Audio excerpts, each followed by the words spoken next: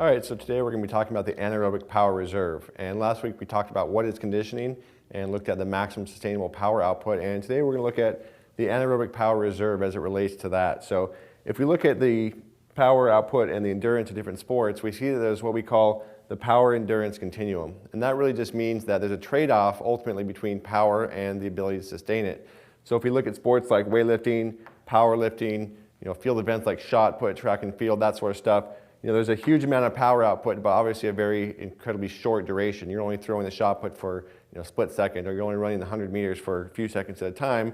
If we look at the other end of the spectrum, we see endurance sports, of course, have a much lower power output and a much greater duration. Marathon runners, triathletes, cyclists, they maintain their power output for hours on end, and they have much lower power output, but of course they sustain it. Team sports, combat sports, they generally fall in between there. There's some level of higher power output than an endurance athlete, but less duration. Less duration or less power than the true power sport athlete, but a greater duration. So they fall somewhere in between there. And really the best way to define this trade-off and why that happens comes from looking at the anaerobic power reserve. And this was really a concept defined by a study done by Wayand.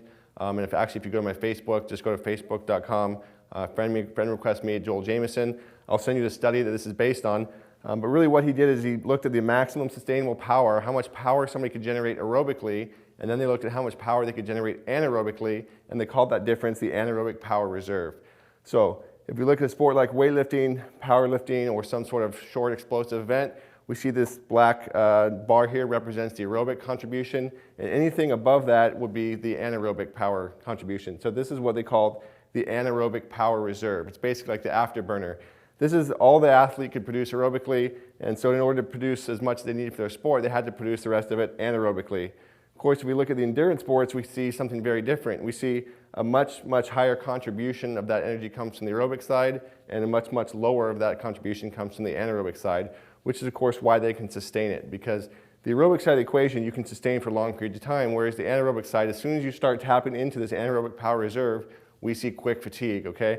This is why a weightlifter or powerlifter can't maintain their power over hours on end, because there's such a huge contribution from the anaerobic power side, there's such a big contribution of anaerobic power reserve that there's huge fatigue, and you can't maintain that power output for very long. Now, these are pretty obvious on both ends of the spectrum, but where things really get interesting is in this area here, okay?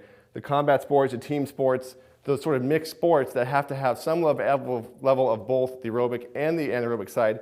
This is where things get interesting, because let's say we have two athletes, okay? Athlete A and athlete B. Okay, and there's our aerobic side. Okay. Okay, and here's our anaerobic side. Okay, just make things even here. If we look at these two athletes, we look at they're basically capable of the same level of power output. We might assume their conditioning would be the same. What happens actually, though, is this athlete here with the greater contribution of the anaerobic side and less of the aerobic side is going to fatigue and gas quicker, because they have to tap into their anaerobic side more than this athlete. Okay, so this anaerobic power reserve, and looking at how much of the energy comes from the aerobic side versus how much of it comes from the anaerobic side, is going to dictate that maximum sustainable power output and the conditioning that they have, because this athlete is having to constantly tap into this athlete is having to constantly tap into their anaerobic side, whereas this athlete is relying more on the aerobic side, and so they're able to sustain it for a longer period of time. Now, the interesting thing too is there's a trade-off, right? So this athlete may actually be up here, okay, because they have a greater anaerobic side.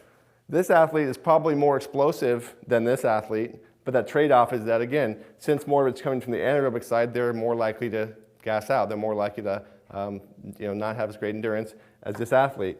So really this simple way of just looking at the maximum aerobic contribution and the difference between that and what their power output is as the anaerobic power reserve tells us what dictates or what governs that maximum sustainable power output that we talked about last time, and it's going to give you a whole lot of information about what your training program should look like, because looking at the maximum power output aerobically and the maximum power output anaerobically and where you fall is going to dictate what sort of training programs you need. And that's, of course, something we're going to talk about next time.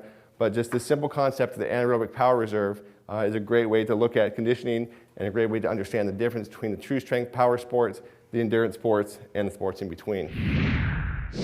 All right, so for more videos like this, make sure to subscribe to our YouTube channel. It's just youtube.com/8WOTV. Of course, you can find us at Facebook, facebook.com/Joel Jamieson or /8weeksout. You can always find us at 8weeksout.com, and you can go ahead and follow me on Twitter, just twitter.com/Joel Jamieson, and we'll see you again next time.